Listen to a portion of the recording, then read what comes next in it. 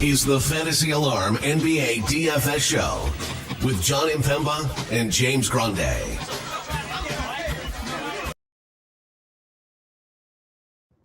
What is going on, everybody? Happy Thursday, and welcome into another edition of the Fantasy Alarm NBA DFS live stream. I'm your host, James Grande, joined by Keith Eister. You can follow Keith on the old X machine, as you see on your screen, at EYS819DFS. Keith, what's going on, brother? Happy Thursday. Happy Thursday. Fun little NBA slate. Only 5 games, but lots of dynamics, as always, in the NBA. Injuries and plenty of stars to pay up for, so good little slate. Yeah, you're not wrong about the amount of star power on the slate. As I pull up the DraftKings slate here, you know, some would say probably like the 3 best players, 3 of the top 4 best players in the world, in Nikola Jokic, Luka Doncic, and Giannis Antetokounmpo. So like, yeah, not short on star power. You know, LeBron, not too bad himself. I was gonna say, you're not throwing LeBron in that conversation. Throwing, you know, just, you know, giving LeBron I'll give LeBron his own category, since like that's kind of where he sat his whole career anyway. Like he's in the league of his own, you know. For sure, a little bit on the downside of it, but he's still touching that tier at least. Like, how many? I don't know if you're a LeBron fan or not, or just like you just a basketball fan. How, like, legitimate question, how many years do you think LeBron could play that he would legitimately still be like a 20-point scorer in? Like, how many more years do you think he could do that? I mean, at least 2 or 3 probably, but I think after 40, it's got to go downhill pretty quickly, I would think. Dude, we did this with Tom Brady for like 5 years, right? Yeah, exactly. Yeah, okay. All right. Just asking, because I would say basketball's a little bit more physically demanding, sure, from an athletic athletic than the quarterback position. Then the quarterback, yeah, it's true. It's true.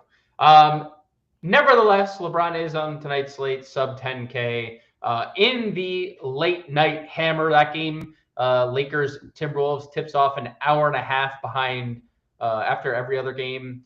Kicking us off, Golden State, Orlando at 7 p.m. And then again, Minnesota, LA on the tail end. We mentioned the top names. If you guys are new here, we go position by position. Please hit the like button, hit the subscribe button, so you guys know when we go live. We go live for NBA DFS, you know, Monday through Friday, 5 p.m. Eastern Standard Time. And we do a pre-show. Keith, I believe you're on the pre-show with me tomorrow, right? Possibly? You or Justin? Yeah, I believe it is me. Listen, I don't look at the schedule because I just know I'm on it. So I just got to make sure, you know, like I'm there. So I'm penciled in. John, have a safe flight heading to Europe. So have a good flight, my friend. But let's get into this. I see everyone in the chat. Cujo, what's up, Cujo? Thanks for the support every morning. Every morning I log on, look at our YouTube video, and I see Cujo saying, thanks, guys. Like, just, you know, just genuinely just thanking us. Like, thank you, Cujo. Appreciate the daily support. We do this for you. Roly Poly is in the building, per usual. I see through you. Let's go. Good luck to all. Good luck to you. Let's run a little better than Kyle Anderson did yesterday. Hello, Albert. Hello to you. And I appreciate the kind words, guys. I try. I'm not legendary or the best, but I do work hard, and I'm happy to help you guys win some money. But let's get into the slate, Keith. We'll go position by position, as we mentioned. Good morning to you, Sasha. Appreciate you stopping by, as always. At the top of the point guard position, I think things are very interesting. Luka Doncic is $11,000. He's $1,500 more than anybody else. We have LaMelo Ball, who is a midday downgrade, and I want to get your take on the wording of LaMelo's downgrade. I don't know if you caught the wording, but I found it interesting. Kyrie Irving, 92, Ant, 91, Dame Lillard, $9,000. I'll just go back to the wording. When LaMelo was downgraded, Keith, he was downgraded, and the comment about shoot around, did you note what they said about his shoot around? I did not pay much attention to it. I kind of just skimmed across it and moved on with my day. Okay, because they said shoot around. So you're like, oh, LaMelo went through shoot around. He attended shoot around. Does that mean he participated? Does that mean he was just there and being a goofball, right? Driving his cart like he's been seen doing on the rooftop of Charlotte. I don't know, but I do find that interesting. We get the downgrade, we get the just attendance of shoot around. What's your take on LaMelo? Do you have a strong take if he's in or out, or we'll just see in roster lock? I've kind of been leaning that he's going to play most of the day, just because really when he's sat recently, it's been on back-to-backs. Right. So I feel like it's been more of a rest than an injury situation for the last few weeks at least. So I was leaning that he was going to play all day, but that is very interesting, and that's definitely shady wording. So I'm a little bit intrigued. Obviously, that would open up the slate a little bit. The game is, an hour and a half after lock? So it's possible that we don't know that by roster lock. Not that we're necessarily targeting the first game, which is a standalone game between Golden State and Orlando. So I think you can if we don't have the news, you can basically skip over that game and still have plenty of flexibility to build out your rosters. So it's not the biggest deal in the world if we don't get the news. You don't want to play anyone at 212 implied total with 28th ranked offensive pace in Orlando and 2 top 10 defenses? Not when we have 241, I believe it is in Denver, and 237, I think, is the other one. So I'm good on sitting that one out, I think. All right, just checking. All right, let's talk about the rest of this top tier point guard. Who piques your interest today on DraftKings? The price tag on Luka, as you mentioned, way more than anyone else. But from what we're used to paying for Luka, 11K is still totally fine. I know we haven't seen the massive ceiling with the Lakers yet. Even in the revenge game, he just basically it was how they defended him where he just dished out a ton of assists. He's eventually going to go for a 30-point triple-double. We know that at 11K, that definitely plays. So I do have interest. The matchup against Minnesota is really interesting. Since they've been without Gobert, they've ranked like bottom 10 in defense, which is not something we typically see from this Minnesota team. Yep. So I am intrigued by Luka. Obviously, it's a conversation with Jokic in a great spot. Giannis is back to full minutes as well, and a little bit cheaper than Luka even. So there's conversations to be had among these 3 stars for sure. Luka's interesting. I wouldn't say he's a priority though. Yeah, I think he's the currently, if I remember correctly, of the stars, he is the lowest of the 3. Giannis, Jokic, Luka. That's how the ownership currently stands. So we'll see how that finishes. I agree. I love Kyrie tonight, by the way. I've loved Kyrie kind of in this role lately. What say you about Kyrie Irving at 9,200? I agree if LaMelo plays. If LaMelo doesn't play, they're going to get beat by 40. So if LaMelo plays, then I do have a lot of interest in Kyrie. He's, as he should, he's taking over this team with Anthony Davis on the sideline. He's been playing outstanding. He's scoring like 35 every night. So definitely interested in Kyrie.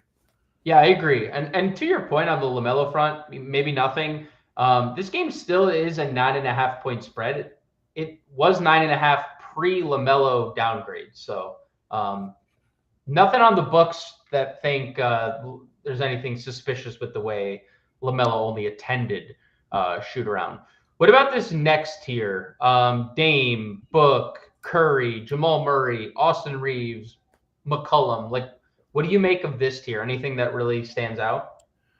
I think Booker is the guy that stands out here just because of the matchup against New Orleans. They have played awful defense all season long, so definitely have some interest in Booker. Murray has been finding a ceiling a lot more frequently, it seems. Not quite in the last couple of games, but before that, he had a 47 and a 74 was the big one, which we hadn't seen from him very often in the beginning of the year. So I have interest there in the mid 7Ks. Reeves, I don't mind. That's really, I don't think I'm going to Steph. Like I said, it's the only early game, and it's a terrible matchup against Orlando. Lillard is a fine pivot off of Giannis if you want to go that route. Yeah. What do you make of Bradley Beal's downgrade? Is that something like, do you think so? We just had the question by Josh as we're talking about it. Tyus Jones was the starter until they inserted Beal back into the starting lineup. Do you think that they go back to Tyus, or do you think they would go Grayson, Royce? Because again, they made another lineup change last game, inserting or last 2 games, inserting Bol into the starting lineup. Do you think they go, if Beal sits, do you think they go back to Tyus? And if so, would you have interest? This is really tough because they're just kind of throwing stuff at the wall, it feels like right now. 100%. I couldn't agree more. Their season's getting away from them. They were expected to contend for a championship. They've been awful this season. So I think they're just trying every combination possible. It's really hard to have a lean in that type of situation. If we get Tyus starting, 4K is too cheap, right? Yes, I do agree with that. To your point, they've tried this, so maybe it's like Grayson, and they just play Book on the ball, right? You just use Booker and Durant as your primary ball handlers anyway, and Grayson can facilitate too. So that seems like a lineup they haven't tried yet. So maybe we get that. What else in like the value tier or just sub 6K, if anything, intrigues you? Yeah, value is not great. No, it's not. Alvarado at 5,700 is interesting. He should start again, I would think, with all the guards that they have out there. Sometimes he doesn't play the minutes that you want him to, even in the spots that you feel like he should, because they do things like plug Jordan Hawkins into the lineup.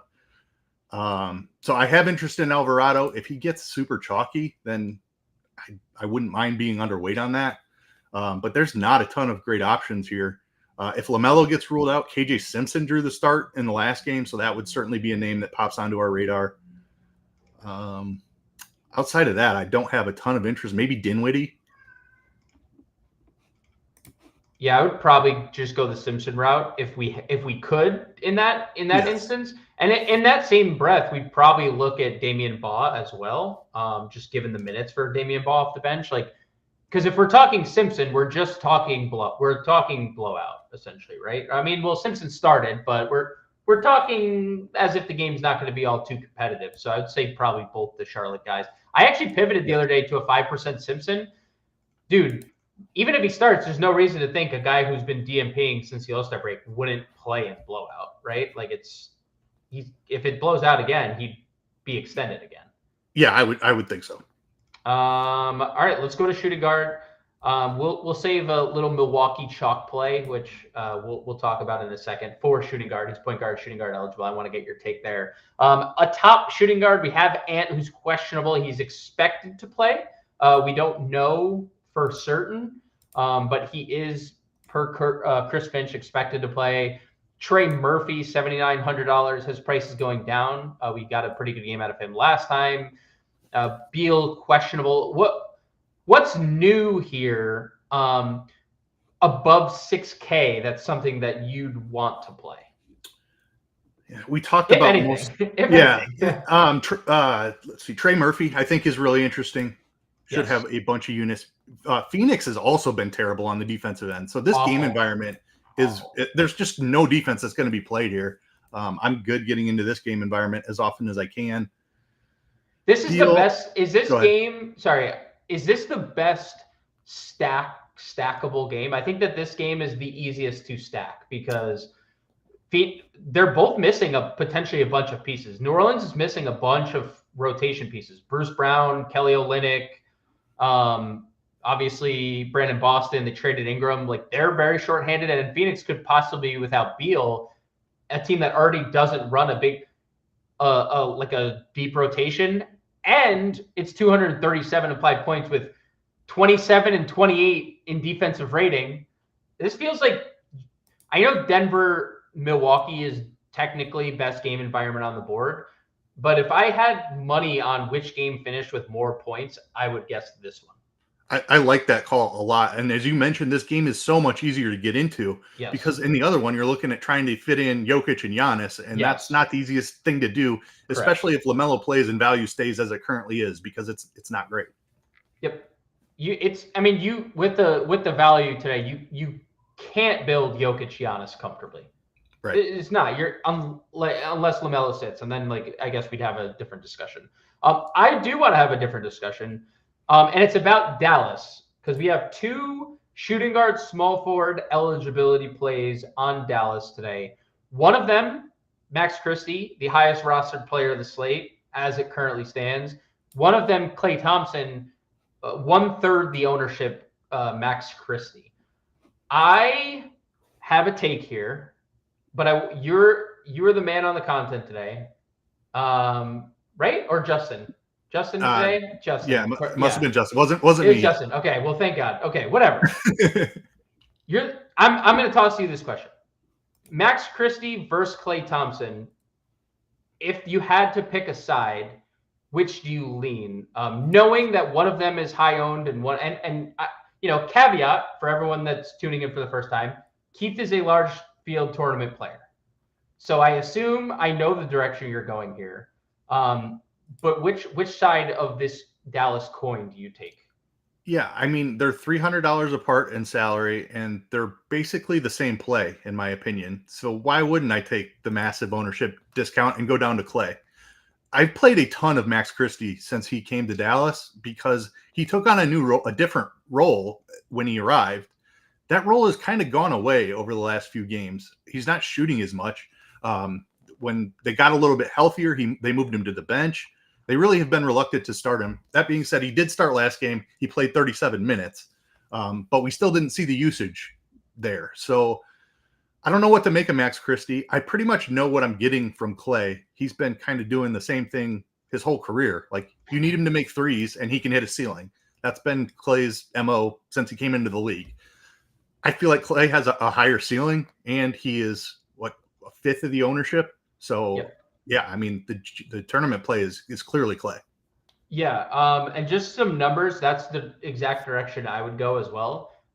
So with everyone off the floor that's been traded or is out for Dallas, Max Christie, 0.83 fantasy points per minute.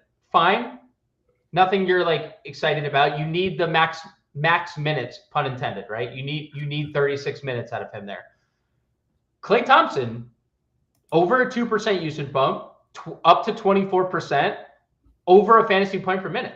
I feel like it's not even a competition unless we're talking Max Christie getting upwards of 40 minutes, because we pretty much know Klay is not going to get that, right? It's very seldom we see Klay top 30. A couple times he's top 30 in more high profile games.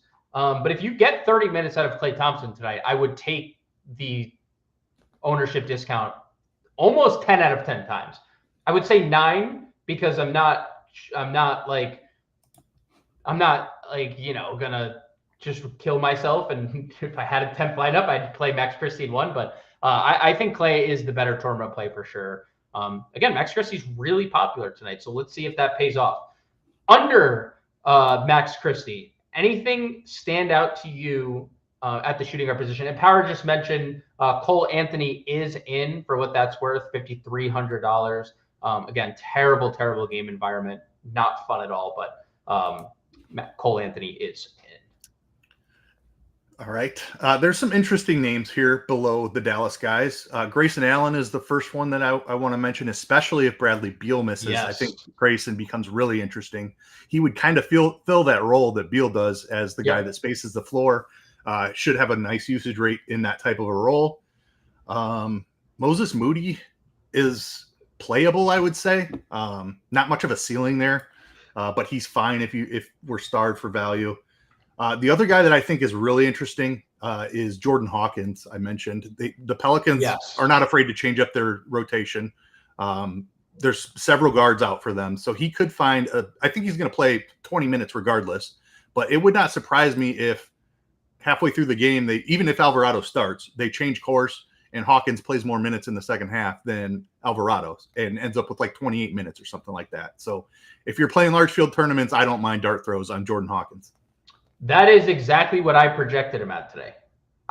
They are very short-handed. When you're looking at the Pelicans team, they haven't at least really extended CJ McCollum lately, very much. I mean, he's even in a competitive game, 29 minutes, 30 minutes in Dallas. Zion, 28 to 29 has been his ceiling. We don't know what Alvarado is going to play night to night, but it's been 30. And they played Bruce Brown 30 minutes the other day. They started Kelly Olynyk. I think Jordan Hawkins is a great pivot off of super chalk AJ Green. What again? Another like interesting spot. AJ Green is going to play a lot of minutes. Obviously, I think I'm pretty confident in a projection that shows AJ Green's minutes safer than Hawkins, right? Like if you were projecting their minutes, you'd feel better about projecting Green than Hawkins. But I do think that there is a ceiling for Hawkins tonight, given who's out. And AJ Green, another like guy who's just checking in at like massive ownership where I feel like there's leverage. Not to say I don't like or wouldn't play AJ Green, but like, is that how you're looking at this too? Because you went to Hawkins before you went to Green for, I think, a reason. Yes, for a reason. I think he's fine. He's going to play the minutes like you mentioned, but he doesn't do very much peripherally. So he's not a great fantasy per minute producer. If he makes a bunch of threes, he can find 30 fantasy points. He's done it before, but I think that he does it less often than Hawkins. And I think Hawkins has an even chance to outscore Green, even if he doesn't get as many minutes as Green. So again, this is an ownership thing also. Like, give me the lower owned guy who I think has a chance to meet or exceed the chalk guy every time. Agreed. And okay, looking at ownership, I mean, one guy's over 30% or right around 30%. One guy's just a smidge into the teens here. So I agree. Love both game environments, but I do prefer Hawkins. Anything else, or we could just move on? I think we can move on. Shannon from Minnesota, especially if Ant misses, I think would be very interesting. I don't really know what to make of this guy. He's been really low per minute some games, and then we just saw the breakout in the last game. But just want to throw that name out there since he did kind of nuke his last time out. Yeah, former first round pick, or this year I think first round pick, end of the first round. So had his jersey hung upside down. I don't know if you saw that, but no. They hung his jersey up in the rafters at University of Illinois, and it was upside down. So, oh wow! Yeah, not a great look. Not a great look at all. Let's go to forward small. Speaking of upside down, LeBron, Zion, Franz. Any of those three really stand out, or do we just not need to spend up tonight? I wouldn't say they stand out. I don't think you have to have any of them. LeBron is obviously great. I talked about the matchup being better than you would typically think with this version of Minnesota. So I don't mind that. Franz is a guy that I've played a ton this year because he's in the middle of a massive breakout. But given the slate dynamics that we talked about, that being the first game of the night, if we're waiting on news, I probably don't play Franz tonight, even though I love him in any matchup. Zion is the game environment that we are wanting to target. So he's probably my favorite of the three if I had to pick one. He's been frustrating all season. He's not playing as many minutes as you would like, but we know Zion can get it done in a short time. So he's fine. He'd probably be my pick of the three if I had to choose one. What do you make of the 1 minute increase there for Zion? Could we see another 1 minute increase to third? Will we wake up tomorrow and it actually starts with the number 3? I'll take the under on 29 and a half. Okay. Yeah, it's definitely the safe bet. Heading into Coach Bud is a dunk, says Matt. Yeah, I mean, definitely has not been the fit they were hoping. That's for sure. Dinwiddie, Josh. Yeah, we talked Dinwiddie. Power has 16% Alvarado. Incoming Hawkins legacy game. Listen, Jordan Hawkins has never seen in his short time in the NBA has never seen a shot he doesn't like. So if he gets it going, we've seen him fill it up fast. Carlucci in the chat, and I just saw I was looking at the playbook. I just completely ignored the fact that it said Justin's name on it, and then just was like, yeah, Keith did the playbook today. It says his name like right in front of my face. Shout out to Bull for making the cover. We're big Bull stands on this program. Oh yeah. Josh asked about Hawkins. AJ Green is tonight slow-mo. Well, I will guarantee you that he will play more minutes than Kyle Anderson if there's no injury. Guaranteed. all guaranteed. Lock it in. Lock it in. TJD is in, so the whole Warriors roster is unplayable, says Power. The thing is, Power, they had been DMPing TJD to begin with. They've gone with the Quentin Post Draymond center, or Draymond starting, Quentin Post, and Kevon Looney. So TJD, I don't think even being active matters all that much, but it is Steve Kerr, so anything is possible. Would you play Green and Hawkins to fit Jokic Giannis, Keith? I think that is viable, yes. I wouldn't do it a ton in my 20 to 40 lineups that I typically play. If you're playing one lineup, I think it's fine. It's viable. Just to, I just want to see what that looks like, and have everybody see what that looks like themselves. 4,900 a position is a reasonable number for the rest of your build.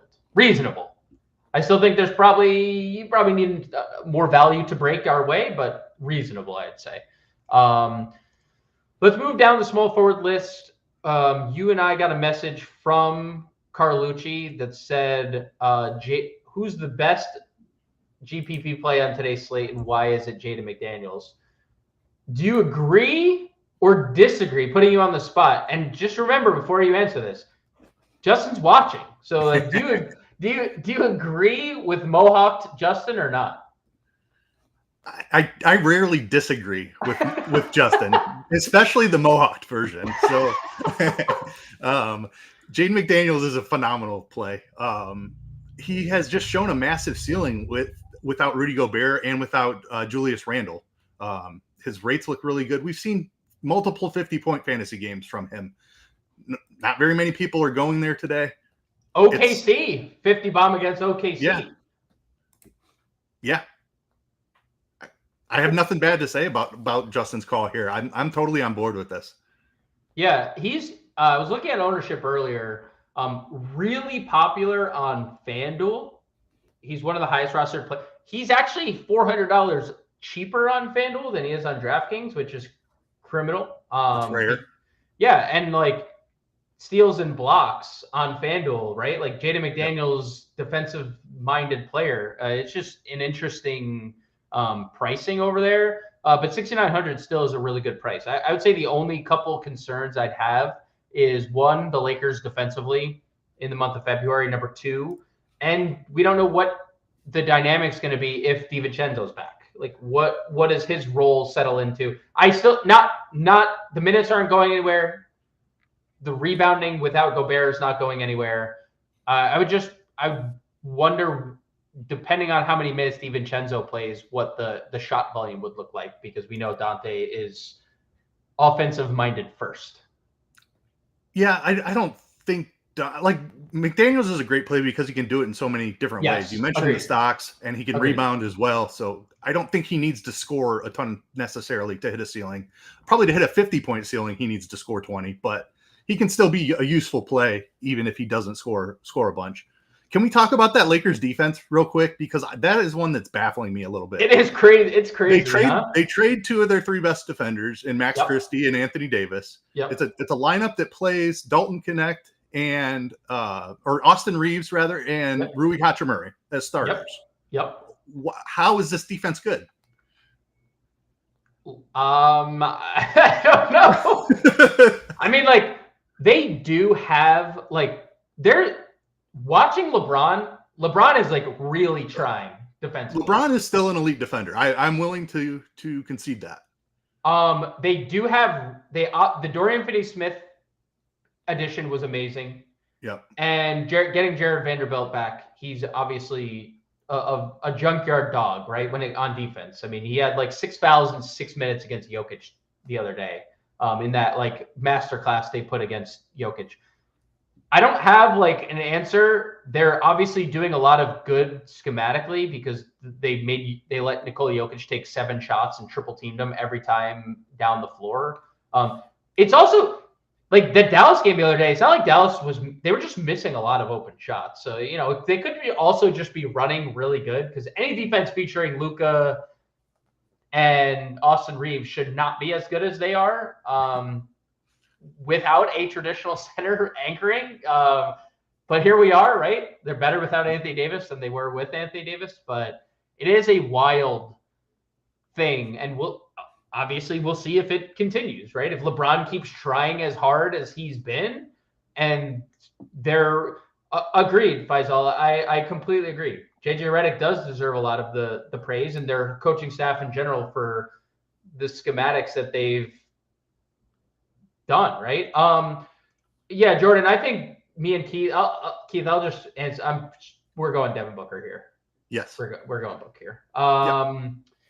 Let's move down below Jaden McDaniels. We're not going to know, most likely, if Bradley Beal plays. Bradley Beal's a great play. We just don't know if he does play.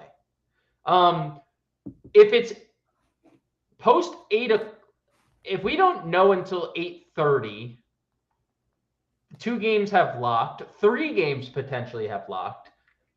Is Bradley Beal a good enough play in your mind to potentially have a pivot lineup that includes Bradley Beal? Because he has been awesome lately. And if he plays, you're going to get him at a lot lower ownership than you've gotten him in the last couple slates. I'll tell you that.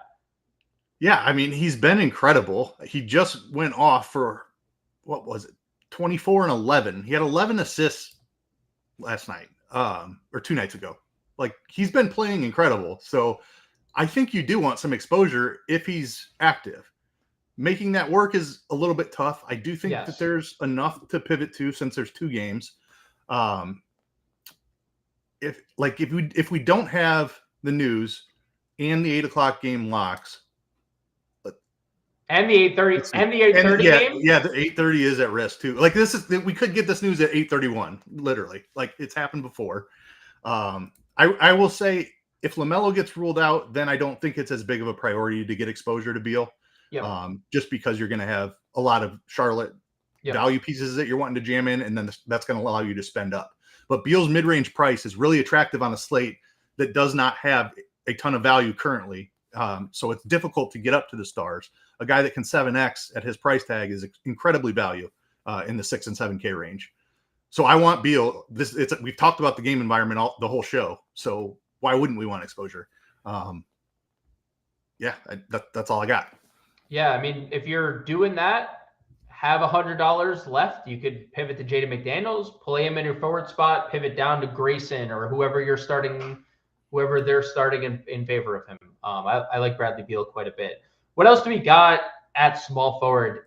I found this to be a very shallow position because we've already mentioned basically all the guys at shooting guard.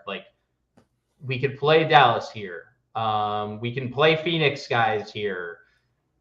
We can play some Golden State here. Is there anything that we haven't mentioned at small forward that you would want to bring attention to? Nothing that I'm excited about. Just to throw out another name, Dante Exum could find a couple extra minutes. He's been really limited. He's not playing more than 25. I think we can definitely lock that in. But we have seen him extended to 23, 24 a couple of times. If you're looking for a wild deep tournament pivot, I don't hate Exum. Royce O'Neal, if Beal is out, I think is a name that you could look at. Yeah, Royce O'Neal had been starting before they went to the bowl lineup. So again, they're just trying whatever works. Nothing does, but they're trying. They'll try it anyway. I agree on both those fronts. The Exum thing is interesting because he had been starting until they suddenly were like, "Hey, Max, this is a revenge game for you. We'll give you the start," right? So if Exum's in the starting lineup, I have it in my notes here. He's with all the guys out, 24% usage, 1.1 fantasy points a minute this year. Those are good numbers. You're going to be dealing with limited run. Yeah, it's the minutes that are the concern. The production for 4,100 is really solid. Let's go on over to the power forward position. Let me ask you, what's your priority level on Giannis? I said this last night on the show. I hadn't thought I seen the price tag look like this for Giannis. He has not been this cheap since October 31st. That was the 5th game of the year for the Milwaukee Bucks. Yeah, it has to be interested at the price, right? Yes. The problem that I have with it is so is the majority of the field. You mentioned Giannis being the highest owned of the three studs, and that makes me want to go over on Jokic. It makes me want to go over on Luka, which leaves me at the field or slightly under on Giannis. Is just my frame of mind when building out tournament lineups. So like if I was playing a 20 entry max, I would aim to have Giannis at about the level of field I'm projecting I would want my exposure to be about what the fields is, and then I would want to be over on the other two, just because you can gain more leverage that way. Giannis is a fine play, obviously. I really like the price tag. The matchup is very good. Denver plays at an elite pace, so it's the highest total on the board. There's nothing bad to say about Giannis as a play, other than he's the highest owned of the three stars. And that might change. We're talking at 5:40 Eastern. If that is anywhere closer to like a push between him and Jokic, because we've seen this with Jokic all the time. Like any day Jokic has like no ownership, there's always like the next update that comes and you're like, oh, right.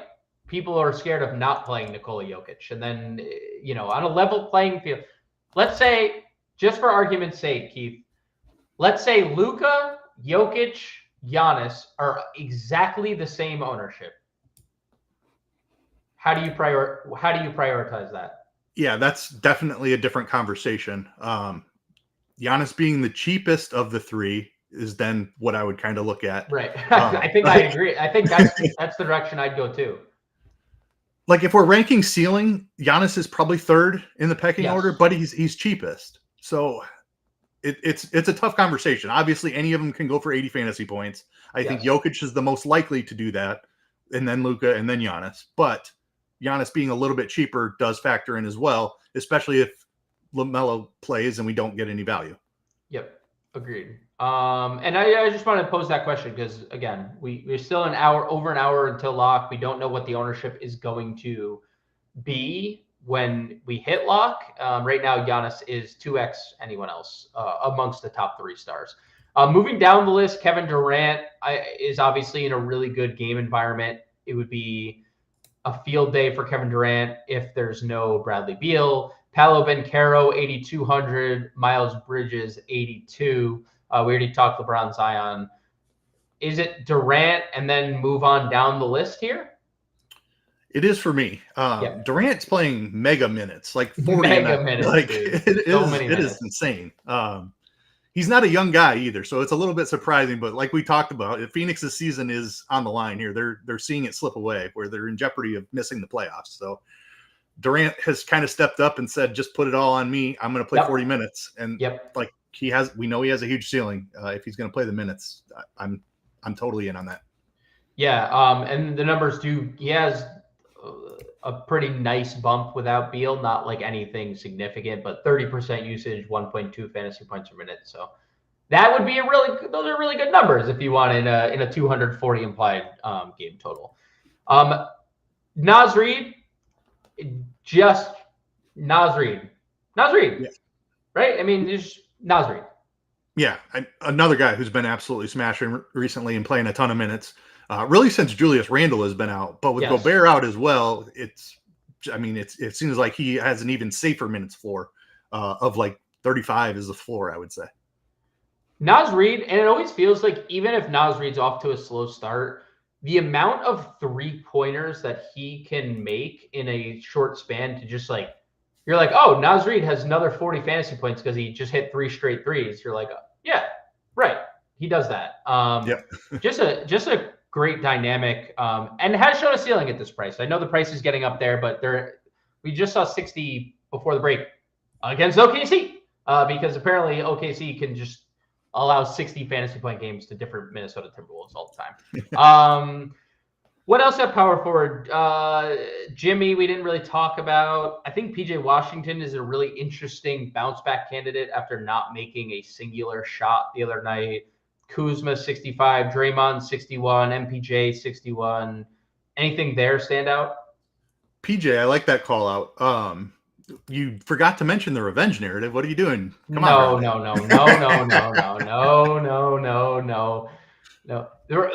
I like, listen, I am very selective when it comes to narratives. You cannot tell me that PJ Washington wasn't the happiest guy on the planet to be traded out of Charlotte to go to Dallas, right? Like, he probably sends daily letters to Charlotte, like thanking them for that. Like, get me out of that situation. Nobody can ever convince me that's a revenge narrative. Yeah, no, I completely agree with you. I knew that you loved your revenge narrative, so I had to throw it out there. Love it. But I do like the call out, regardless of revenge or not. PJ is a guy we've seen a ceiling from. Like, he could be the second scorer in this offense. He should be really the second scorer in this offense. So I definitely have interest there. Dude, imagine he went like 5 of 12 last game. He goes for like 50 fantasy points. He filled up the stat sheet outside of that. So yeah, totally. I like PJ as a bounce back candidate, but again, it is a lot of this Dallas stuff is attached to LaMelo. We want LaMelo to be in that aspect. Aaron Gordon, another day, another slate. Aaron Gordon's getting a lot of ownership. In or out at the number. How about this? Over or under 34.5% Aaron Gordon exposure. I'm gonna lean under on that number. The caveat I will say is that the field doesn't necessarily like to click Aaron Gordon either. So I have some skepticism that he comes in that highly rostered. If he does, I want to be under it, but he's going to be like 25% at least, I would think, because he's simply too cheap. John was on him heavy the other day when he was a low owned play, and he absolutely smashed. It was a great call by John. He kind of beat the field to this now that we've seen it for two games from Aaron Gordon. So now that he's getting ownership, I'm back on the lukewarm side. I kind of want to be underweight on him, but he is probably underpriced. It's always so hard to like quantify why someone who is like a decent, like Aaron Gordon obviously had his day as a 1 or 2 in Orlando. It's always interesting to see like when guys just randomly start taking more shots in the middle of a season, like, is that going to be like a sustainable thing? Because Aaron Gordon has taken 13 plus shots in 3 straight games after not hitting double figures for 4 straight games. Like, where will the real Aaron Gordon please stand up? Right. Obviously solid value if he's going to continue to be a higher usage guy, almost a fantasy point per minute on the year. Everyone's going to go play Bowl tonight when he's starting. I assume you cannot not start him here. Right. I mean, he was very good the other day. Not that it mattered. They lost, but if Bobo's starting, this is probably a plug and play at 49, right? Yeah, I mean, every time he gets a chance, the guy absolutely crushes, especially for fantasy purposes. So, yes, if he's in the starting lineup, you can feel good about the minutes, and minutes are all we need. We know he's going to produce. Anything under Bowl that catches your eye? We had a Matt Kovich question, and I had actually talked to John about this on the pre-show. I was waiting before I tossed it to you because you were talking about Alvarado starting. I wanted to ask you if you thought there was a chance, because they've been starting the triple big with Kelly O. Do you think there's a chance they just say, screw it, let's stay with that recipe and go triple big and use Matt Kovich here? Because Phoenix might be doing it, right? Phoenix, Bol, Kevin Durant, Nick Richards, that might be their starting front court. That's really interesting. I think that actually makes a fair amount of sense, just given the matchup. So, yeah, I'm in on that. Good call. It's not always like that's not always like apples to apples, right? It's not just like always like, well, they're starting big, so we have to start a big, and we're starting small. And some teams just say, beat us the way that we play, right? Like, so we don't know, but just seeing the way that New Orleans has started to deploy their starting lineup with this like Zion at the 3 stuff makes it at least viable to think like, okay, they're just going to keep CJ at point guard bring Alvarado off the bench as their primary ball handler there, and stay with this big lineup. And if they do, I would assume Matt Kovic would be your fifth starter here. Yeah, that makes sense. He's a good per minute producer, so if he's in the starting lineup, you feel pretty good about mid-20s minutes, and that's plenty at his price. Yeah, and I'm pretty sure that's what Carlucci's talking about here, because the question above from Josh was about Matt Kovic. So I assume Justin also agrees. Like if he starts, he is definitely a very good value. I don't think there's anything else that we need to entertain unless you have a different opinion. I do not. Okay, I'll salute Dorian Finney-Smith only because of the minutes. The production is obviously what it is, right? Let's go to center where we have Nikola Jokic. Every time you and I do a show, Nikola Jokic is on the slate. And every time, I swear, every time I do a show with John and Nikola Jokic is on the slate, he's popular. And then every time you and I do a show, there's always like no ownership on Jokic. And I don't know why, because it's a 5-game slate. I don't know why people are scared of Nikola Jokic. I don't understand why people don't want to play a guy coming off 19 assists or a triple-double the game before or just a bajillion fantasy points every game. We're going to say the same thing again. He's too cheap, he's low-owned, and we're going to play him, right? I mean, I'll say it for you. We say it every time. Every time you and I do a show, Jokic is lower-owned than he should be.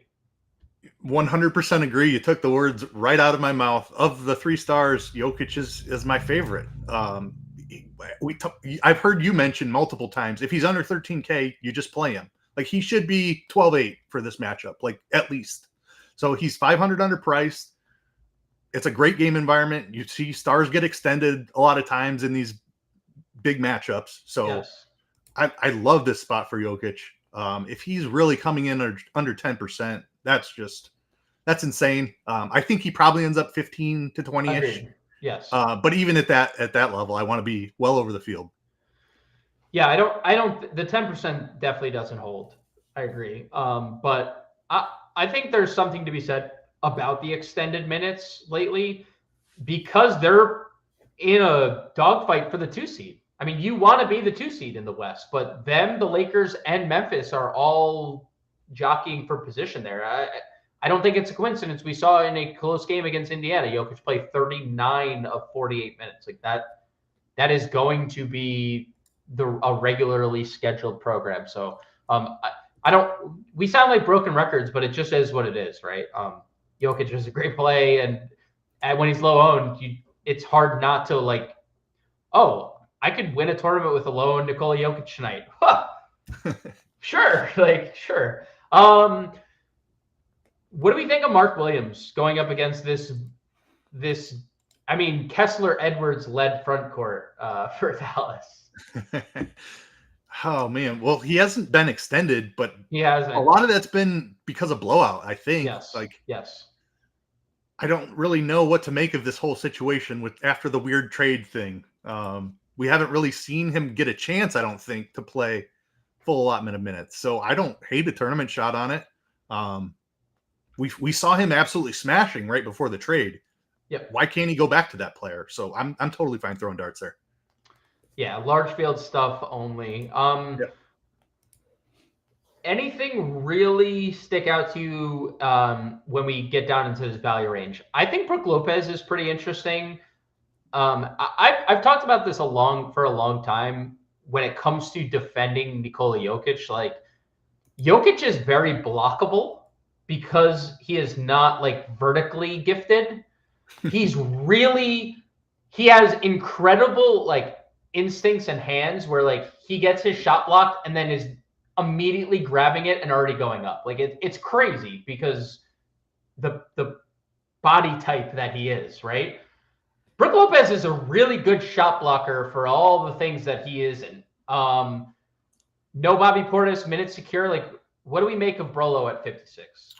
I really like that call out, especially because outside of Jokic, it's not a great position. No, center. It's not. So I think Brolo's a great call.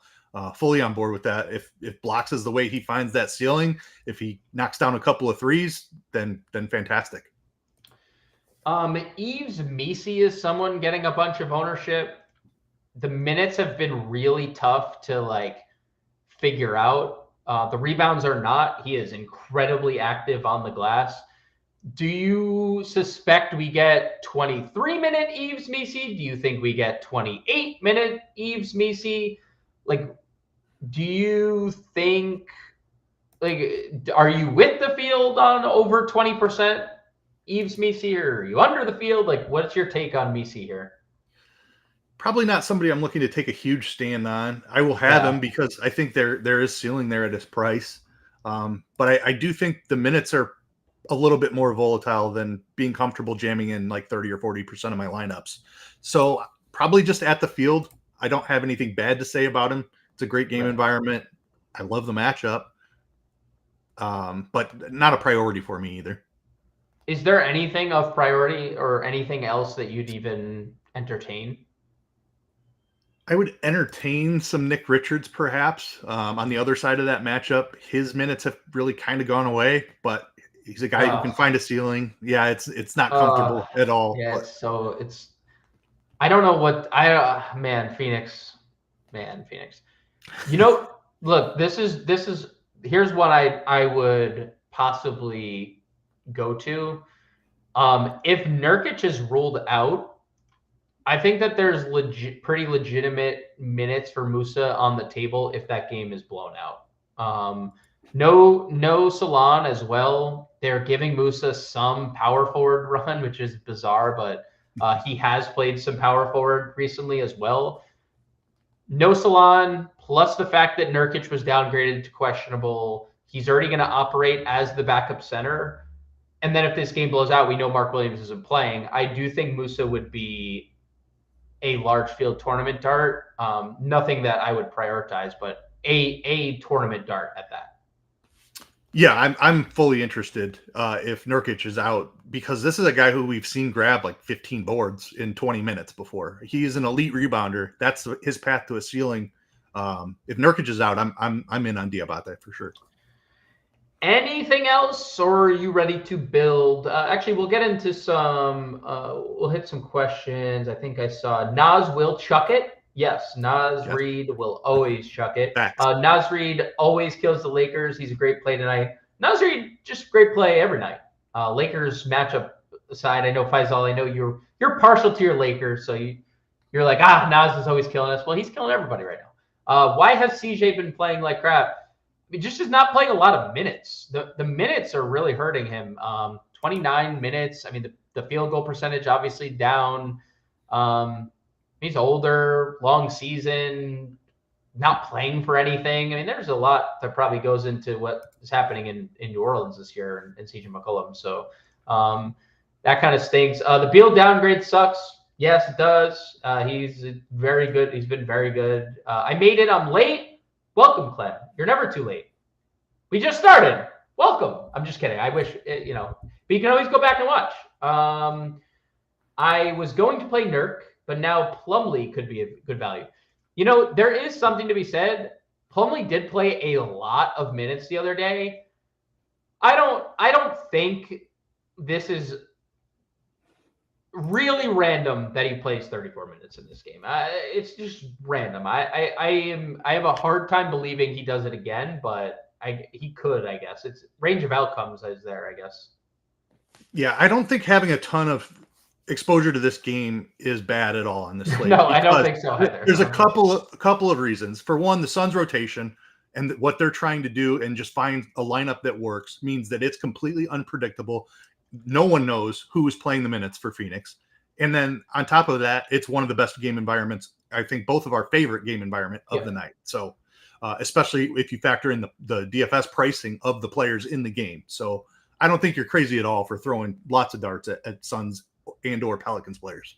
Mason Plumlee only a -3 last game. Oh wait, they lost by 3. Huh? Interesting. Interesting. Those minutes really were productive. Grande, is it crazy to stack Golden State? Seems like no one is targeting the early game. Well, Anthony, I would say yes, it is crazy. It's not crazy to play a Franz or a Steph one-off. Like you could you could pick your piece. Pick the guy that you think is going to go nuts. But that's a game that has like 35 less implied points than a couple others. Yeah. Currently, 212.5 implied points. Golden State, obviously 4.5 point favorites, so you have that. But like, they have 108 implied points. Like, it's not like this where, yes, they're favorited, but 108 implied points is still near the bottom of the list on the slate. So I'm not going to stack that game. 2 top 10 defenses, also 2 bottom 10 paced teams. It's just not very appealing. And I agree with your sentiments, Keith. Just like one-offs. And then you add in the fact that if you stack that game and news breaks where LaMelo's out or Anthony Edwards is out, like then you're up a creek without a paddle. Like it's not a good situation to be in. But that is why they're going to be worst game environment. Yes, and if Steph goes for 60 tonight, none of this matters, right? If Steph gets you 60 at 1%, well, you're probably in a better spot than that's why I said rather than stack the game with 3 or 4 players, I would try to pick my star that scores the most points at his position or whatever. We did talk Aaron Gordon. We do like Aaron Gordon. 34% currently. Let's see if we got an update yet. All right, let's see what the updated ownership is. Aaron Gordon, 30% now, so it's gone down a little bit. Do you want to guess Nikola Jokic's ownership since the last update? 14%. 9. It is 9%. Giannis has gone up to 23. That's Jokic surprising. I figured those would move in the opposite direction. I did too. I could not agree more. But it's just, again, there's nothing happening here is moving me off Jokic. It's only making me play more Jokic. So thank you, Jerome. Appreciate the support always, dude. Appreciate you stop by as always. Justin, Dayron Sharp, worst play. That person who came into the chat did not come into chat today. So I don't know if you saw it yesterday, but we were told yesterday that Dayron Sharp. That's funny. I know what Dayron Sharp did. I did not catch the show yesterday, but that's funny. Dayron Sharp was not the worst play of the slate, I'll tell you that.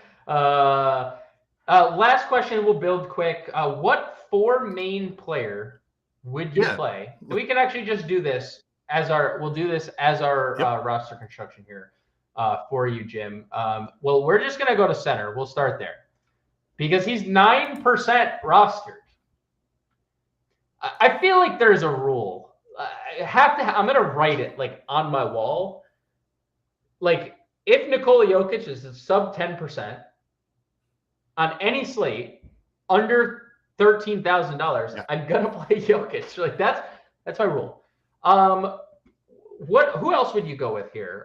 Just we'll answer Jim's question. So first, I wouldn't say this is like necessarily a core play, but I do think it's a great point that was touched on a lot on the show, and that's leverage points on high-owned players that we think have a path to fail. Klay Thompson is the name that you threw out there to begin, and I am totally on board with that. You have Max Christie as chalk, and Klay Thompson is basically the same play at a 5th of the ownership. He is a guy that I want to be 3x the field on tonight at least. Agreed. Could not agree more, actually. And that's still the case. Klay 14%, Max Christie right around 40. So I could not agree more. I think there's obvious leverage. And the lower owned guy's been the higher usage player too. Max Christie probably just has a little higher ceiling with the minutes. I think that there's some we want to get exposure to the Pelicans and Phoenix game.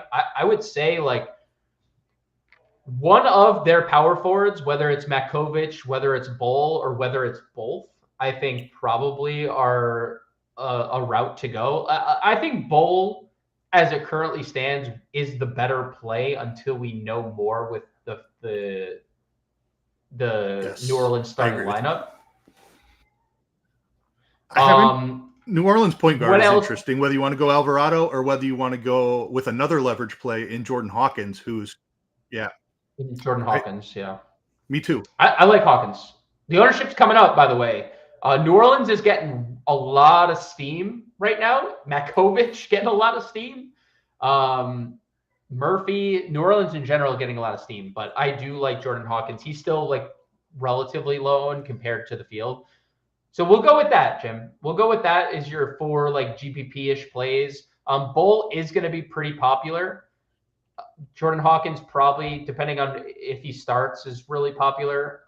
But no one on Jokic, no one on Clay. I like those 2 plays a lot. Let's finish out our build here. We can go anywhere. It doesn't have to be point guard. I just went to point guard just naturally.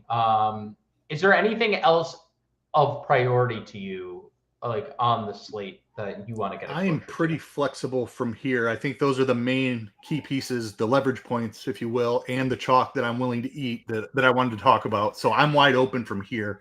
I really like Booker as a play tonight, or if you want to pivot to a lower owned Durant, I'm totally fine with that. I like spending up at the point guard spot because I don't think there's much under like Alvarado that we'd even probably consider. You like Kyrie a lot too. If you want to go Kyrie instead of Booker, I'm totally fine with that. I did like Kyrie, and I think Kyrie is something to monitor. We'll stay on Book because I think that game environment's better. But if LaMelo plays, I have a lot of interest in Kyrie in tournaments. Do we maybe want to move Clay to small forward? Do we have another small forward? There's like not a lot to like. What if I did this? What if we move Hawkins to shooting guard? I don't know if this is going to give us any flexibility, but we'll move Clay to small forward. I did that completely incorrect. Jordan Hawkins, shooting guard. Okay. Guard forward, 4,900. Makovic? Yeah, I'm good with that. Yeah. He's going to play. I mean, he's going to play a bunch of minutes. 5,400 guard util. Aaron Gordon. What do we like in Aaron Gordon? Love the Aaron Gordon call. Absolutely love the Aaron Gordon call. I'm gonna move Aaron Gordon here. We'll move Bull there. A little bada bing, bada boom. 5,500 for a guard, or technically small forward because we could just move Clay around. 55 for a guard.